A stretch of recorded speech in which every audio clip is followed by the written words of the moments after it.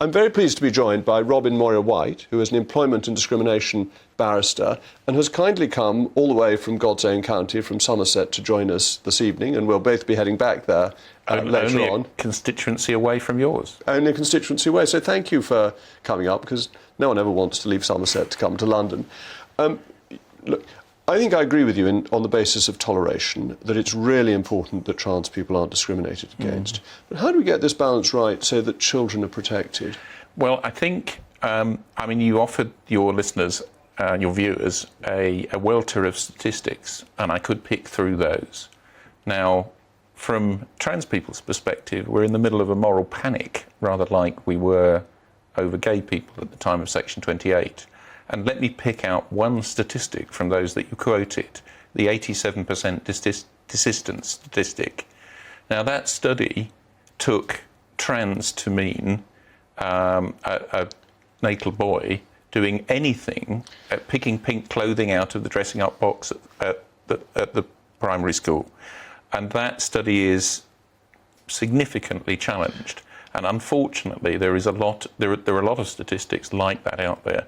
And I'm afraid to say, I've read the report, I read its introduction, and it's just full of panic. It doesn't represent the true position in our schools. Let's come back to that statistic, because I think it's very important, even if, as with any survey, it's not a figure that you can swear to absolutely. As with any opinion survey, they spoke to 1,000 people, that the worry is that if 87% or any high percentage desist, then the school should be telling parents so that, but the detransition, children can make an informed decision. That's the point. It's information, it's counselling.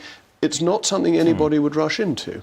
No, forgive me, I've been through the process. You were kind enough not to introduce me as an LGBT plus person, but I plainly am. Look, you're here as an individual, and I thought it was for you, if you wanted to say that. And I am, and I make no secret about it. But hopefully I maintain a degree of objectivity. Now, the peer-reviewed statistics on detransition is 1 to 2%, not 87%. And that study is significantly troublesome. The other problem with the policy exchange study is it doesn't seem to understand safeguarding.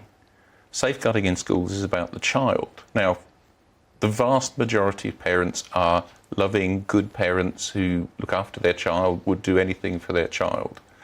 But there are a proportion of students at schools, children. We have to be careful with the word children, because people think you're talking about 4 and 5-year-olds the whole time. And plainly, there's quite a range of ages. Yes, indeed. And this is mainly at secondary schools, and mainly be teenagers. Yeah, so, and we respect teenagers' views about themselves more strongly than we would do for much younger pupils who aren't able to make choices.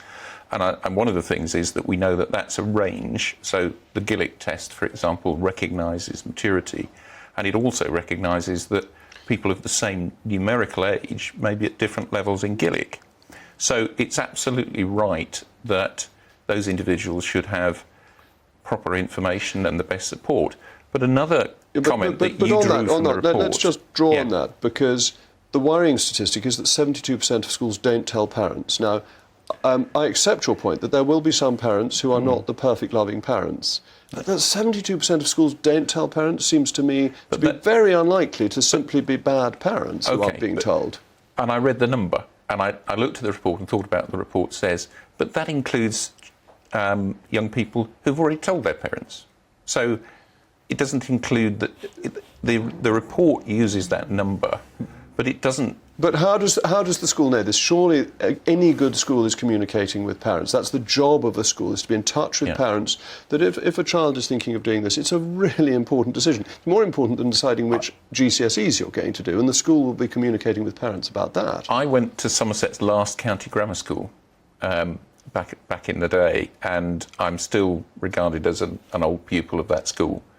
And they dealt with a trans issue some years ago, 4 or 5 years ago, and asked me to speak to the staff, and I followed that issue closely. Now, that was an issue where the parents came to the school and said, our child has made this decision, we support their decision, and we'd like them supported at school.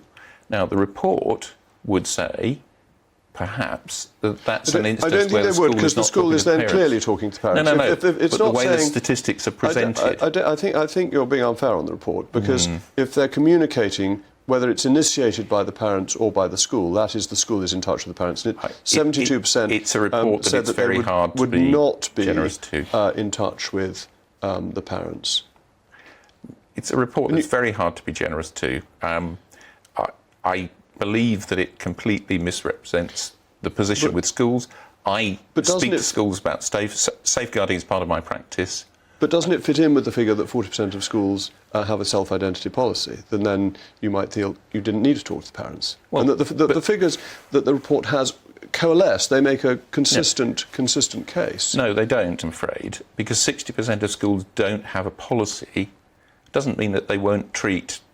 It doesn't say then how they would treat a particular child in a particular way. What would you like to see done if you were a parent? Wouldn't you want to be told that your child was thinking about this? Wouldn't you think that was important?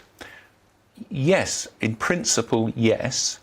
But safeguarding, unfortunately, there is a very small percentage of parents who are not the parents we would wish them to be. And they, on occasion, are the parents that generate the safeguarding need. And that's where safeguarding comes from, is focusing on the child. But isn't there a further worry that the report again points out that there's a much higher proportion of children who are in care or who are adopted, so that there is an issue, and indeed have autism, an issue of troubled children who aren't getting the support that they need? And shouldn't they be helped before making such a big decision? It's not to say the decision is right or wrong at the end, it's just saying that they should be helped through it.